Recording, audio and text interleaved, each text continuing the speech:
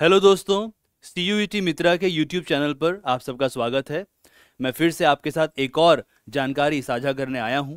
अक्सर जब आप एडमिशन के बारे में सोचते हैं और आगे चलकर जब आप प्री यूनिवर्सिटी से यूनिवर्सिटी मोड में शिफ्ट हो रहे हैं, प्री यूनिवर्सिटी से मेरा मतलब है आपका 12th का क्लास, 11th-12th क्लास, और यूनिवर्सिटी मतलब ग्रेजुएशन की प्रक्रिया में आगे आ रहे हैं, तो आपके मन में एक सवाल रहता होगा कि ये NIRF रैंकिंग आखिर होती क्या है, इसे कौन जारी करता है, इसके पैमाने कौन कौन से हैं, what are the parameters around which और based on which these rankings are actually published, and इसका असर क्या पड़ता है। क्या कॉलेजेस पे इस रैंकिंग के अनुसार कोई बहुत बड़ा असर पड़ता है, क्या इस रैंकिंग को सीरियसली भी लेना चाहिए कि नहीं लेना चाहिए। तो आज के इस वीडियो में हम इसी टॉपिक पर थोड़ी सी बातचीत करेंगे कि आखिर NIRF रैंकिंग है क्या, और इस रैंकिंग के बेसिस पर इंडिया में टॉप यूनिवर्सिटीज कौन सी हैं। जब मैं आपको NIRF की रिपोर्ट से ओरिजिनल स्क्रीनशॉट दिखाऊंगा तो इस रैंकिंग पर हमें कुछ और जानकारियां मिलेंगी। तो चलिए शुरू करते हैं। सबसे पहली बात जो आपको समझना है कि नेशनल इंस्टीट्यूशनल रैंकिंग फ्रेमवर्क, जिसे हम शॉर्ट फॉर्म में NIRF कहते हैं, ये दरअसल अप्रूव कब हुई और इसको लॉन्च कब किया गया। तो जहां तक अप्रूवल की बात है, इसे अप्रूव किया है MHRD ने। MHRD एक शॉर्ट फॉर्म है। हम यहां पे एक मंत्रालय की बात कर रहे हैं, यानी ministry of human resource development, जो कायदे से सरल शब्दों में अगर आप समझना चाहें, पूरा का पूरा एजुकेशन का जो एपरेटस है वो MHRD के सुपरविजन में ही आगे बढ़ाया जाता है। मतलब हमारे यहाँ पे स्कूल में कैसी शिक्षा होगी, कॉलेज में कैसी शिक्षा होगी, हायर एजुकेशन कैसा होगा, रिसर्च कैसा होगा, यह सब कुछ कौन डील करता है? MHRD, ministry of human resource development. और इसको कायदे से 29 सितंबर 2015 को अप्रूव किया गया था, लॉन्च किया गया था। यानी NIRF का जो फ्रेमवर्क है और जो रैंकिंग का ढांचा है, भले ही उसमें इंटरनल वेरिएशंस और चेंजेस आए हैं, जैसे नए पैरामीटर्स आए हैं, नए तरह से सोचा गया है, ये आया है। परिवर्तन ही तो जीवन का नियम है ना, तो वो तो होगा ही। लेकिन एक तरीके से लेगेसी हमारे पास 2015 तक जाती है। अब ये करता क्या है, मान लीजिए आपसे पूछा जाए इसका पर्पस क्या है। NIRF का फंडामेंटल पर्पस है कि ये हमें एक मेथोडोलॉजी देता है।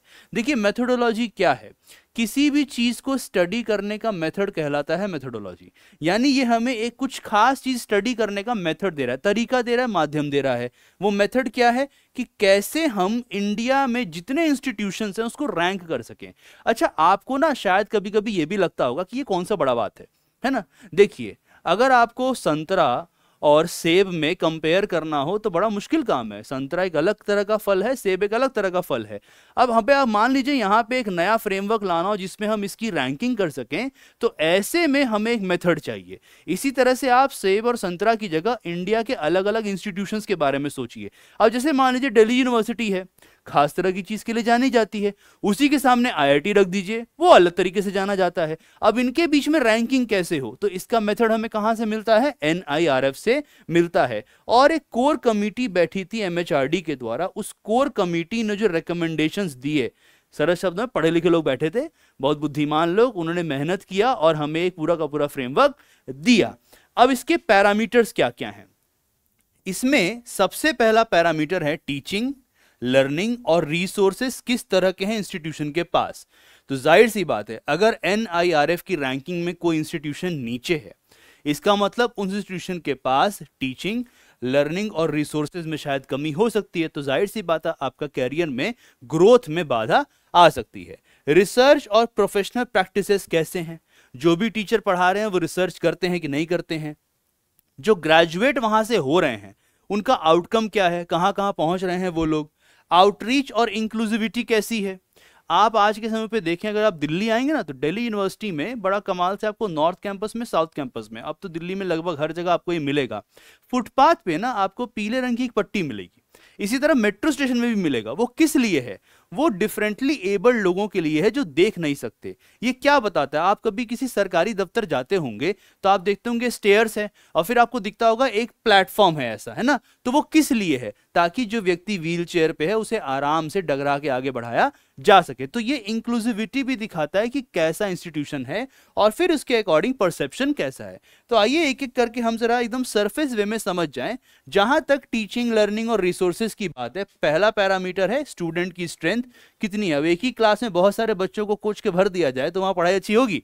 नहीं होगी। तो स्टूडेंट स्ट्रेंथ बैलेंस्ड होना चाहिए, फैकल्टी स्टूडेंट रेशियो पता होना चाहिए कि कितना है, आइडियल होना चाहिए जो हमारा यूजीसी रेकमेंडेड है, फैकल्टी जिनके पास पीएचडी है कितने हैं ये पता होना चाहिए, फाइनेंशियल रिसोर्सेज और उनका यूटिलाइजेशन कैसे हो रहा है, ऑनलाइन एजुकेशन का मॉडल कैसा है, एक्सेट्रा एक्सेट्रा। इसी तरह से जब हम आगे देखेंगे तो रिसर्च और प्रोफेशनल प्रैक्टिस में एनआईआरएफ हमें बताना चाहता है कि किसी भी इंस्टीट्यूशन में जो लोग काम कर रहे हैं उनके पब्लिकेशंस कितने हैं, साइटेशन का मतलब हुआ कि जो उन्होंने पब्लिश किया है ना उसे बाकी लोग साइट कर रहे हैं कि नहीं कर रहे हैं। अब देखिए है क्या, आजकल तो ऐसे ऐसे महान महान लोग हैं जिनके अगर आप उनका डेटा खोजेंगे तो वो तो हर दिन मेरे ख्याल से 5 आर्टिकल लिख रहे होंगे, ऐसे भी लोग हैं। अब वो 5 आर्टिकल लिखने के लिए इतनी बुद्धि चाहिए, लेकिन वो फास्ट फॉरवर्ड लिख रहे हैं। अब कैसे भी लिख रहे हो तो साइटेशन हो रहा है कि नहीं हो रहा है, पेटेंट्स कितने हैं वगैरह वगैरह। इसके साथ साथ ग्रेजुएशन के आउटकम में प्लेसमेंट है कि नहीं है, या लोग हायर स्टडीज के लिए जा रहे हैं यानी बीए के बाद फर्दर पढ़ाई कर रहे हैं। इसी तरह से आउटरीच और इंक्लूसिविटी में रीजनल डाइवर्सिटी कितनी है, विमेन डाइवर्सिटी कितनी है, इकोनॉमिकली और सोशली चैलेंज स्टूडेंट्स कितने हैं, फिजिकली चैलेंज स्टूडेंट कितने हैं, एक्सेट्रा एक्सेट्रा। और फाइनली हमारे पास आता है कि पीयर परसेप्शन, यानी कि जो स्टूडेंट्स हैं, एकेडमिक लोग जो काम कर रहे हैं उनके बीच में परसेप्शन कैसा है। यानी एनआईआरएफ आपको एक कॉम्प्रिहेंसिव फ्रेमवर्क देता है जो किसी भी इंस्टीट्यूशन को बताता है कि वो है कैसा, उसका एक चित्रण करता है। अब आप इन पैरामीटर्स को देखें तो आप इंस्टीट्यूशन के हर एक एस्पेक्ट के बारे में एक जानकारी ले सकते हैं। इसीलिए एनआईआरएफ की रैंकिंग्स बहुत जरूरी है, खासतौर पे सीयूटी के हिसाब से, कि हम ये डिसाइड करने जा रहे हैं कि हम कौन से इंस्टीट्यूशन में एडमिशन लेंगे। जहां तक हम रैंकिंग की बात करें तो देखिए मैंने आपसे क्या कहा था कि अभी मैं इस वीडियो में आपको बताऊंगा कि रैंकिंग के अलग अलग पैमाने जो खुलते हैं। तो मैंने आपके लिए लगभग 2 से 3 चीजें रखी हैं ताकि आप इस बात को समझ पाएं। पहला है कि अगर आप देखें तो ये लिखा हुआ है टॉप 100 इन ओवरऑल, मतलब कि हम ऑल ओवर सारे इंस्टीट्यूशंस को एक साथ ला रहे हैं और एक ओवरऑल बेसिस पे देखना चाह रहे हैं कि टॉप 100 में रैंकिंग क्या है। आप देख सकते हैं ऊपर से लेके यहां तक आपको नजर आएगा आईआईटी मद्रास, बेंगलुरु वगैरह वगैरह, आईआईटी नजर आ रहा है। और जैसे ही हम आते हैं 10th नंबर पर तो हमें दिखता है जवाहरलाल नेहरू यूनिवर्सिटी, ठीक उसके नीचे हमें नजर आएगा बनारस हिंदू यूनिवर्सिटी, फिर एक आईआईटी है, फिर हमें नजर आएगा जामिया मिलिया इस्लामिया। ऐसे ही आप मणिपाल के नीचे आएंगे तो आपको दिखेगा यूनिवर्सिटी ऑफ दिल्ली, फिर आपको दिखेगा अलीगढ़ मुस्लिम यूनिवर्सिटी, है ना। इस तरीके से यानी रैंकिंग आप देखें सो रैंक नंबर 10, फिर आप ये छोड़ दीजिए जामिया में आइए तो आपको दिखता है रैंक नंबर 12, फिर आपको 13। यानी हमारे जो यूनिवर्सिटीज जिसमें अमूमन बच्चे एडमिशन लेते हैं, इंडिया के ओवरऑल 100 यूनिवर्सिटीज में देखा जाए तो आपको टॉप 15 में उनकी जगह, टॉप 17 में उनकी जगह, यहां तक कि जादवपुर यूनिवर्सिटी भी एक बहुत अच्छी यूनिवर्सिटी है। तो अलीगढ़ मुस्लिम यूनिवर्सिटी तक और जादवपुर तक देखा जाए तो टॉप 16-17 में हमें रैंकिंग नजर आ रही है। इसका मीनिंग क्या है कि ये यूनिवर्सिटीज अच्छी यूनिवर्सिटीज हैं, स्ट्रॉन्ग यूनिवर्सिटीज हैं, प्रोफेशनली कॉम्पिटेंट यूनिवर्सिटीज हैं। अगर मैं इसमें एक और चीज जोड़ूं कि टॉप 100 यूनिवर्सिटीज में या इसमें हम आगे बढ़ जाएं कि आपको एक और लेवल से समझना हो कि वो यूनिवर्सिटीज लेवल पे हम देखें कि यूनिवर्सिटी सिर्फ ओवरऑल नहीं, अब यूनिवर्सिटी स्ट्रक्चर में आ जाएं और हमें समझना हो कि टॉप 100 में कौन कौन सा है। तो देखिए सबसे ऊपर आपको दिख रहा है एक और इंडियन इंस्टीट्यूट ऑफ साइंस है बेंगलुरु, फिर JNU, Jamia, Banaras Hindu university, university of Delhi, Aligarh Muslim university, है ना, जो हमने एक वीडियो में मैंने आपको बताया था कि कौन से हैं टॉप कॉलेजेस वगैरह वगैरह, टॉप यूनिवर्सिटीज कौन सी हैं सीयूटी के लिए। तो उसमें आप देखिए हमने जिन यूनिवर्सिटीज का नाम लिया था, एनआईआरएफ 2024 की रिपोर्ट हमें बता रहा है कि ये हमारे टॉप 8 में नजर आ रहे हैं। और जब हम बात करते हैं कॉलेजेस की, क्योंकि मैं यहां पे थोड़ा सा अब इस पॉइंट पे डीयू स्पेसिफिक हो जाना चाहता हूं। क्यों हो जाना चाहता हूं? डीयू एक बहुत बड़ी यूनिवर्सिटी है, बहुत ज्यादा होड़ होती है बच्चों में कि डीयू में एडमिशन मिल जाए, छात्र चाहते हैं कि डीयू एडमिशन हमारा क्रैक हो जाए। तो डीयू में अगर आप आना चाहेंगे तो देख लीजिए टॉप पे है हिंदू कॉलेज, फिर हमारे पास है मिरांडा हाउस, सेंट स्टीफेंस, उसके बाद आप ये कॉलेज छोड़ेंगे आपको दिखेगा 5th नंबर पे आत्माराम सनातन धर्म कॉलेज, डीयू का पार्ट है। फिर आपको दिख रहा है Kirorimal college, lady Shriram college, Hansraj college. अच्छा, प्रेसिडेंसी कॉलेज डीयू का पार्ट नहीं है, ये कलकत्ता में है, लेकिन one of the most prestigious colleges है। अगर आपको यहां एडमिशन मिल रहा है तो आप बहुत लकी हैं।